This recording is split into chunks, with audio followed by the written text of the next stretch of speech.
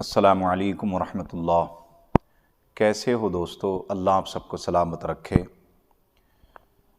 سبق نمبر 3 ہم آج آپ کے لیے لے کر آئے ہیں، اور انشاءاللہ امید ہے کہ آپ اچھے سے پڑھائے ہوئے سبق کو آپ سمجھ رہے ہوں گے،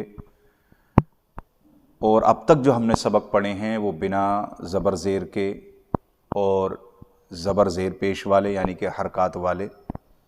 آج ہم پڑھنے والے ہیں سبق نمبر 3 یعنی کہ پارٹ 3 جو آپ تک میں پہنچانے والا ہوں، 2 زبر 2 زیر 2 پیش کو۔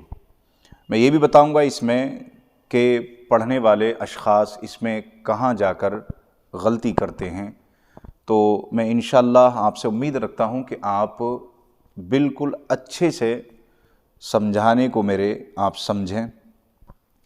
پہلے ہم تعوذ اور تسمیہ کو سمجھ لیں کہ وہ انگلش میں بولتے ہیں نا، first impression is the last impression. اعوذ اور بسم اللہ جو ہے اسٹارٹنگ میں پڑھی جاتی ہے، شروعات میں پڑھی جاتی ہے۔ اعوذ جو ہے قرات کا محل ہے، اور بسم اللہ جو ہے سورت کا محل ہے، یعنی کہ جب بھی ہم قرآن کو شروع کریں گے تو اعوذ سے ہی شروع کریں گے یعنی کہ تعوذ سے، اور بسم اللہ کو بسم اللہ بھی حالانکہ جو ہے پڑھی جاتی ہے قرآن کو شروع کرنے میں، اعوذ اور بسم اللہ دونوں، لیکن محل جو ہے بسم اللہ کا وہ سورت ہے کہ آپ دیکھیں گے قرآن کے اندر 114 صورتیں ہیں، تو سورہ توبہ کو چھوڑ کر ہر سورت کے اوپر بسم اللہ لکھی رہتی ہے۔ تو اس کا مقصد یہی ہے کہ جب کوئی دوسری سورت شروع کرتے ہیں قرآن کی تو ہم بسم اللہ سے ہی شروع کرتے ہیں، یعنی کہ پہلے بسم اللہ پڑھتے ہیں پھر سورت کو شروع کرتے ہیں۔ لیکن اعوذ اور بسم اللہ بھی لوگ غلط پڑھتے ہیں، اعوذ اور بسم اللہ بھی لوگ غلط پڑھتے ہیں۔ بہت سی جگہ میں نے دیکھا اعوذ، یہ لفظ غلط ہے، اعوذ لفظ ہے ہی نہیں، قرآن ہی میں نہیں ہے پورے اعوذ، بلکہ ہے الف زبر آ۔ جیسے میں نے بتایا تھا کہ زبر زیر پیش والے حرف کبھی بھی کھینچ کر نہیں پڑھے جاتے، تو آپ اعوذ کو دیکھیں گے تو الف زبر آ، عین واو پیش عو، اعو ذال پہ زو، اعوذ لفظ ہے اعوذ نہ کہ اعوذ۔ اعوذ باللہ، اعوذ الف زبر آ کو بالکل بھی کھینچنا نہیں ہے، اعوذ باللہ، اعوذ باللہ من الشیطان الرجیم، اعوذ باللہ من الشیطان الرجیم، بسم اللہ، بس بے سین زیر بس، میم لام زیر مل، بسم اللہ الرحمن الرحیم، ایک سانس میں پڑھیں، بسم اللہ الرحمن الرحیم، بسم اللہ الرحمن الرحیم۔ آپ کے لیے ہے یہ، میں الحمدللہ اور اس سے بہتر طریقے سے پڑھ سکتا ہوں۔ اعوذ باللہ من الشیطان الرجیم، بسم اللہ الرحمن الرحیم۔ آج کا یہ سبق آپ سبھی کے لیے بہت خاص ہے، اور میں آپ کو آج یہ بتانے والا ہوں کہ یہ 2 زبر 2 زیر 2 پیش کس طریقے سے پڑھے جاتے ہیں۔ اصل میں ان کو 2 زبر 2 زیر 2 پیش کو تجوید کی زبان میں تنوین کہتے ہیں۔ کیا کہتے ہیں؟ تنوین۔ ہم عام زبان میں ان کو کہتے ہیں 2 زبر 2 زیر 2 پیش، لیکن تجوید کی زبان میں ان کو بولتے ہیں تنوین۔ جس حرف پر تنوین ہو اسے منون کہتے ہیں، یعنی کہ آپ یہ کہہ سکتے ہو یہ منون لفظ ہے۔ تجوید کی زبان میں بتا رہا ہوں، ہندوستانی زبان میں تو ہمارا بھی یہی کہتے ہیں 2 زبر 2 زیر یعنی کہ تے 2 زبر تن، لیکن میں آپ کو ساتھ ساتھ میں تجوید کی پڑھائی بھی کرانے کی کوشش کر رہا ہوں کہ 2 زبر 2 زیر 2 پیش کو تنوین کہتے ہیں، اور جس لفظ پر تنوین لگی ہو اس کو لفظ منون کہتے ہیں۔ تنوین نون ساکن ہوتا ہے، جیسے کہ کسی لفظ میں ہم ملائیں گے نا، جیسے میم نون زبر من، تو آخر میں جو آواز آتی ہے وہ دیکھو نون کی آتی ہے، جیسے میم نون زبر من، حالانکہ یہاں ہے نہیں لیکن میں سمجھانے کے طور پر آپ کو بتا رہا ہوں۔ تو اسی ترکیب سے آپ دیکھیں گے تو نون 2 زبر نن، یعنی کہ 2 زبر کی آواز نون جیسی ہی ہوتی ہے، ہے نا. تو میں وہی بتانا چاہ رہا ہوں کہ تنوین نون ساکن ہوتا ہے جو کلمے کے آخر میں آتا ہے، اس لیے تنوین کی آواز نون ساکن کی طرح ہوتی ہے. جیسے ان اور الف نون زبر ان، دونوں کی آواز سیم میچ کرتی ہے. الف دو زیر ان، الف نون زیر ان، الف نون پیش الف دو پیش ان، الف نون پیش ان. تنوین کے ہجے اس طرح کریں جیسے میم دو زبر من، میم دو زیر من، میم دو پیش من.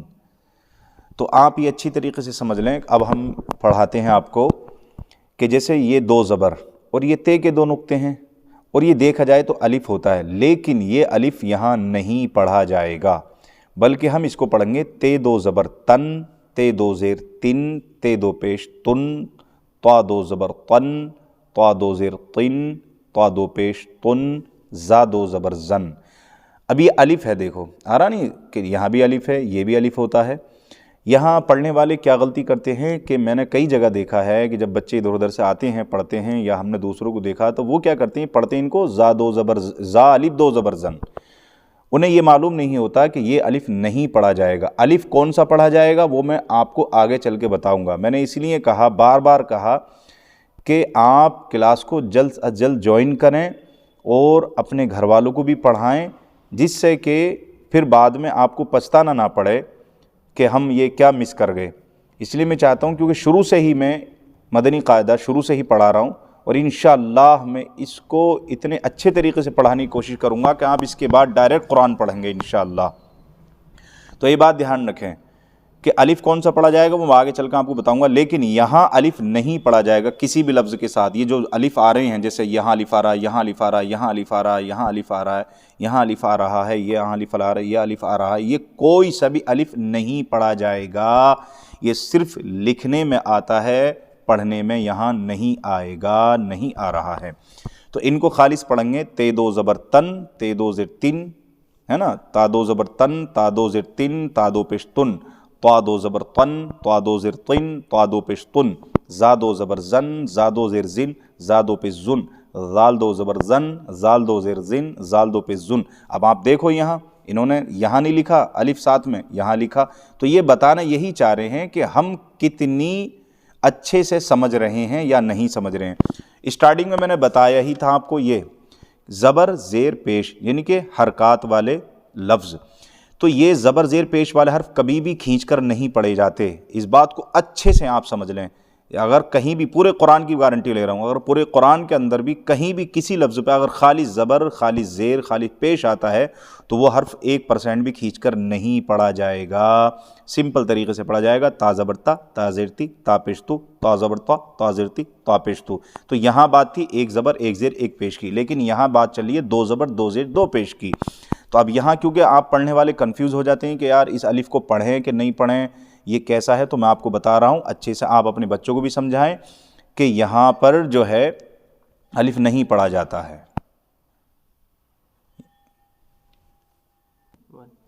تو آپ کی بات یہ سمجھ میں آ گئی، آپ کو اچھے سے سمجھ میں آ گئی ہوگی.